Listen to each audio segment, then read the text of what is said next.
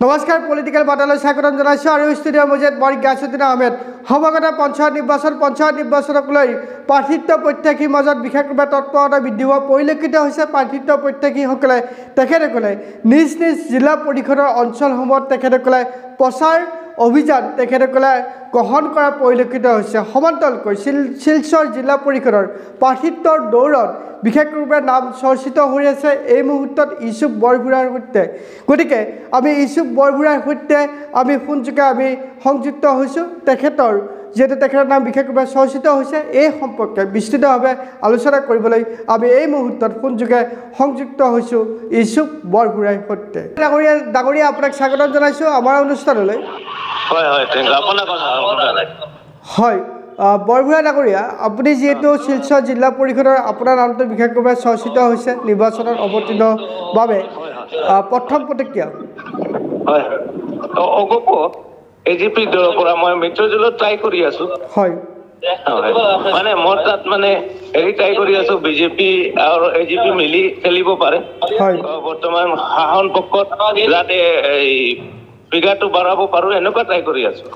আপোনাৰ যিহেতু নামটো চৰ্চিত হৈছে, আপোনাক ৰাইজে কিয় ভোট প্ৰদান কৰিব, ৰাইজে আপোনাক কিয় সমৰ্থন জনাব বা ৰাইজৰ সমৰ্থন আপুনি কিহৰ বাবে লাভ কৰিব বুলি আপুনি নিজকে অনুধাৱন কৰে? চাওক, আজিকালি মানে কি হয়, আজিকালি য়ং মানুহ, মই ডেকা ল'ৰা হয়, মই ইমান ডাঙৰ লিডাৰ নহয়, কিন্তু মই ডেকা ল'ৰা হয়। মোৰ লগত বহুত য়ং আছে, আপুনি নিশ্চয় গম পাইছে। ইয়াত তাত বহুত মানে ডেকা ল'ৰা মানে এইবিলাক মানুহ যিবিলাক মানুহ মোৰ লগত আছে সকলো ডেকা। আজিকালি য়ং মানে মোৰ দেশখন এতিয়া মানে কি আছে বেছি চলি আছে। আজিকালি এইটো হয়। দ্বিতীয় কথাটো হ'ল মই সকলোৱে জানে তাত মই ছচিয়েল ৱাৰ্ক এইবিলাক কৰি থাকো। আৰু মেইন কথাটো হ'ল মই শিক্ষাৰ যি কাম, শিক্ষাৰ জগতৰ এইটো কাম কৰিম। এগ্ৰিকালচাৰ এই এৰিয়াত মানে মোৰ যে এৰিয়া আছে এই টাইটেলত এগ্ৰিকালচাৰ মষ্ট প্ৰবাবলি মানুহ এগ্ৰিকালচাৰৰ ওপৰত ডিপেণ্ড কৰে, খেতি বাৰী এইবিলাকৰ ওপৰত ডিপেণ্ড কৰে। আজিকালি ডেকা ল'ৰাবিলাকে ড্ৰাগছ এইবিলাক কৰি আৰু বেয়া কাম কৰি কিবা কিবি কৰি মানে বেয়া পথৰে চলি আছে। মই ট্ৰাই কৰিম তেওঁলোকক কিবা এগ্ৰিকালচাৰ হওক বা বেলেগ কিবা স্কিম গভৰ্ণমেণ্টৰ পৰা, এতিয়া এজিপি বিজেপি শাসন পক্ষত আছে, এজিপিৰ পৰা মই অতুল বৰা ছাৰ আছো, এগ্ৰিকালচাৰৰ পৰা কিবা স্কিম আনি তেওঁলোকক যাতে এংগেজ কৰিব পাৰো আৰু শিক্ষাৰ ক্ষেত্ৰত কাম কৰিব পাৰো। আৰু ৰাস্তা ঘাট মোৰ তাত মানে বানপানী ইমান হয় আৰু কি ক'ম আৰু, মই কালি পৰহি মোৰ ফেচবুক আইডিত এটা ভিডিঅ' দিছো যে বানপানীৰ কাৰণে মানে লোকেল নেতাৰ যিবিলাক আছে এইবিলাকে কি একো নকৰে, ফ্লাডৰ সময়ত আহিলে তেওঁবিলাক চিঞৰি বিহৰি কৰে, কিন্তু পিছত তেওঁলোকৰ আৰু খবৰ নাথাকে। আপুনি মূলতঃ আপুনি ক'ব বিচাৰিছে যে যুৱ প্ৰজন্মক আপুনি কৰ্ম সংস্থাপন দিয়াৰ ক্ষেত্ৰত আপুনি বিশেষ ভূমিকা গ্ৰহণ কৰিব বুলি উল্লেখ কৰিছে।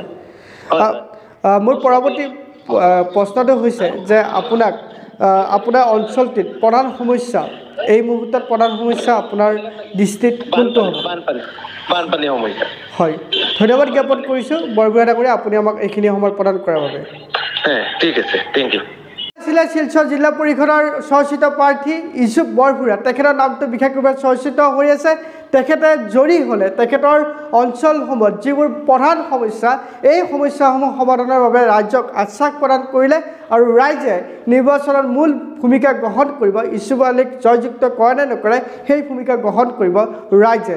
এই মুহূৰ্তত মই গাছুদ্দিন আহমেদে পলিটিকেল বাৰ্তাৰ পৰা বিদায় মাগিছোঁ। পৰৱৰ্তী পৰ্যায়ত পুনৰ আপোনালোকক অন্য এটি ভিডিঅ'ত লগ পোৱাৰ প্ৰতিশ্ৰুতিৰে এই মুহূৰ্তত মই গাছুদ্দিন আহমেদে বিদায় মাগিছোঁ। ধন্যবাদ।